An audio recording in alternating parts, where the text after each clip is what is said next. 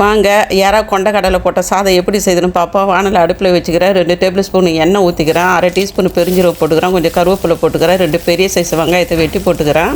இப்போ இது போட்டு நல்லா வதங்கிடுச்சு. இது வதங்கினதுக்கு அப்புறம் 1/2 டேபிள் ஸ்பூன் இஞ்சி பூண்டு விழுது போட்டுக்கிறேன். அதையும் போட்டு நல்லா பச்சை வாசனை போகிற வரைக்கும் நல்லா வதக்கி எடுத்துக்கிறேன். இப்போ இதுவும் நல்லா வதங்கிடுச்சு. இது வதங்கினதுக்கு அப்புறம் 2 பெரிய தக்காளி பழத்தை பொடியாக நறுக்கி போட்டுக்கிறேன். உங்கள்கிட்ட பெரிய தக்காளி பழம் இல்லைனாக்கா நீங்கள் 3 சின்ன சைஸ் தக்காளி பழம் கூட போட்டுக்குங்க. இப்போ இது நல்லா தக்காளி நல்லா வதங்கி வந்துருச்சு. இப்போ வதங்கின தக்காளி மேலே 1/2 டீஸ்பூன் மஞ்சள்தூள் போட்டுக்கிறேன். 3/4 டேபிள் ஸ்பூன் குருமாத்தூள் போட்டுக்கிறேன்.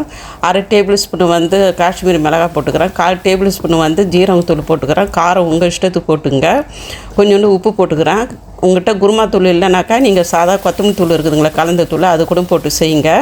இப்போ இதை நல்லா வதங்கிடுச்சு. இப்போ கழுவின சுத்தப்படுத்தி வச்சுக்கிறேன். 400 கிராம் இறாவை போட்டுக்கிறேன். இப்போ இது போட்டு நல்லா வதக்கி எடுத்துக்கோங்க. வதக்கிக்கிட்டு இதில் கொஞ்சோண்டு தண்ணி தெளிச்சுக்கிறேன். நான் தண்ணி ஊற்றக்கூடாது, ஏன்னா இறா தண்ணி விடாதனால தண்ணி தெளித்து இதை மூடி போட்டு வேக வச்சுக்கிறேன்.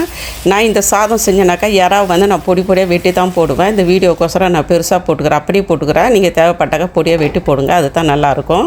இப்போ இந்த இறா ரெடி ஆகிடுச்சு. இப்போ வேக வச்ச அந்த கடலை இருக்குதுங்களா, அது 1 கப்பு போட்டுக்கிறேன்.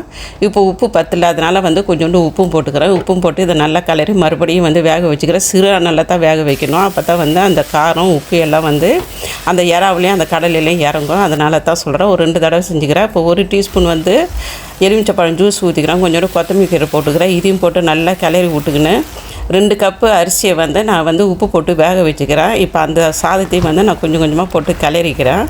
இப்போ இதை நல்லா கிளறி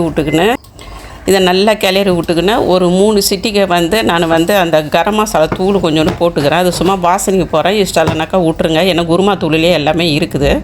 இப்போ கொஞ்சோண்டு நெய் போட்டுக்கிறேன். இப்போ கொண்டக்கடலை சாதம் ரெடி ஆகிடுச்சு. நீங்களே செஞ்சு சாப்பிடுங்க. பிடிச்சிருந்தா லைக் கொடுங்க. அடுத்த வீடியோவில் பார்ப்போம். பாய்.